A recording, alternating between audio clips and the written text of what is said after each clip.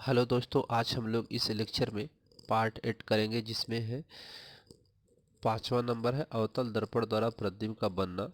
इसके पहले 4 इसके नियम अपलोड हो चुके हैं पार्ट 7 में। और यहाँ पर 5वां नियम है, जब वस्तु मुख्य फोकस पर स्थित हो। तो ये फोकस है, इस फोकस पर वस्तु स्थित है।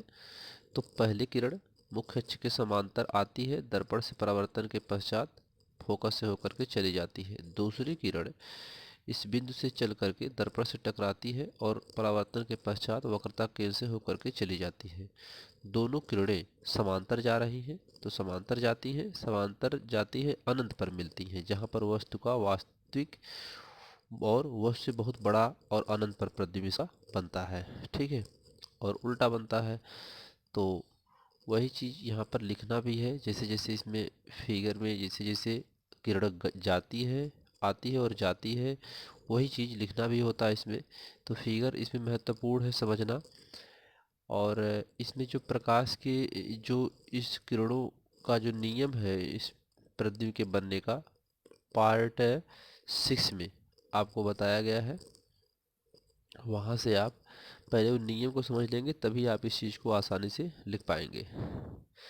तो जब वस्तु मुख्य फोकस पर रखी हो तो वस्तु से आने वाली पहली किरण मुख्य अक्ष के समांतर चलकर दर्पण से परावर्तन के पश्चात फोकस से होकर चली जाती है। ठीक है, तथा दूसरी किरण पीछे बढ़ाने पर वक्रता केंद्र से जाती है। यहाँ पर ऐसे ही जा रही थी, तो इसको पीछे जब बढ़ाएंगे तो वक्रता केंद्र से होकर के चली जाती है। ठीक है, वक्रता केंद्र से जाती है, परावर्तन के पश्चात उसी मार्ग पर वापस लौट जाती है। दोनों किरणें परावर्तन के पश्चात समांतर हो जाती हैं, जिसके कारण मुख्य अक्ष के नीचे अनंत पर जाकर मिलती हैं, जहां पर वस्तु का प्रतिबिंब वास्तविक उल्टा वस्तु से बहुत बड़ा व अनंत पर बनता है। ठीक है, तो इसमें प्रतिबिंब अनंत पर बनता है। अब अगला है लास्ट, इसका 6वां नंबर है अवतल दर्पण द्वारा प्रतिबिंब के बनने में। इसमें जब वस्तु मुख्य फोकस तथा ध्रुव के बीच स्थित हो। ठीक है, तो इसमें वस्तु मुख्य फोकस और ध्रुव के बीच में स्थित है। अब इससे पहली किरण मुख्य अक्ष के समांतर आती है, दर्पण से परावर्तन के पश्चात फोकस से होकर के चली जाती है।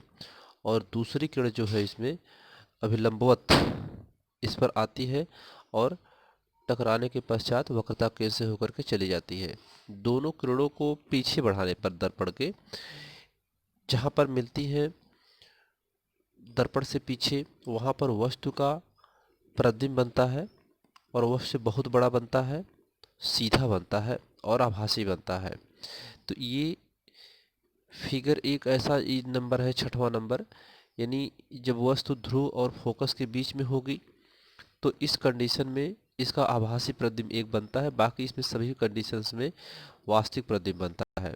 ठीक है, तो एक ही इसका यह है नियम, यहाँ पर एक आभासी में है, बाकी सब वास्तविक होता है।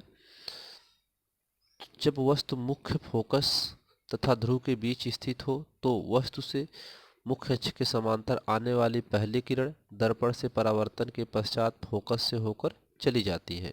ठीक है, तथा दूसरी किरण दर्पण पर अभिलंबवत आती है, जो परावर्तन के पश्चात पुनः उसी मार्ग पर वापस लौट जाती है। ठीक है, तथा दोनों किरणें परावर्तन के पश्चात जिस बिंदु पर मिलती हुई प्रतीत होती हैं, वहां पर वस्तु का प्रतिबिंब आभासी सीधा वस्तु से बड़ा व दर्पण के पीछे बनता है। ठीक है, अवतल दर्पण का उपयोग देख लेते हैं। बड़ी फोकस दूरी तथा बड़े द्वारक के अवतल दर्पण का उपयोग दाढ़ी अर्थात सेविंग बनाने में किया जाता है।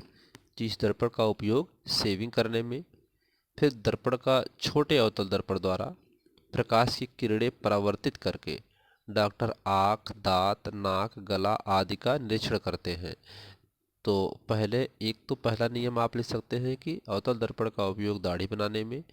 दूसरा लिख सकते हैं कि अवतल दर्पण का उपयोग आँख, नाक, कान, गला डॉक्टर के द्वारा निरीक्षण करने में। तीसरा है सौर भट्ठियों में सूर्य के प्रकाश को केंद्रित करने के लिए बड़े अवतल दर्पणों का उपयोग किया जाता है। तो सौर भट्ठियों में सूर्य के प्रकाश को केंद्रित करने के लिए बड़े अवतल दर्पण का उपयोग कर देते हैं। तो वहाँ पर सौर भट्ठियाँ में प्रकाश स्रोत बहुत ही ज़्यादा इकट्ठा हो जाता है, जिससे सौर भट्ठियाँ काम करने लगती हैं, इसमें एनर्जी उत्पन्न हो जाती है। इसे टेबल लैंपों के शेडो में उपयोग किया जाता है, जिससे थोड़े स्थान को अधिक प्रकाशित किया जा सकता है। ठीक। मोटर कारों, रेल के इंजनों, स्टीमरों तथा सर्च लाइट के लैंपों में परावर्तक के रूप में उपयोग किया जाता है, जिससे दूर की वस्तुओं को प्रकाशित किया जा सकता है। ठीक है, इन सब में उपयोग करके तो इसे दूर की वस्तुओं को प्रकाशित करते हैं, जिससे वस्तुएं स्पष्ट रूप से दिखाई देती है काफ़ी दूर तक। ठीक है, तो इस लेक्चर में इतना ही। अगले लेक्चर में आपको उत्तल दर्पण के किरण का नियम पढ़ाया जाएगा, फिर उसके द्वारा प्रतिबिंब का बनना बताया जाएगा। तब तक के लिए धन्यवाद।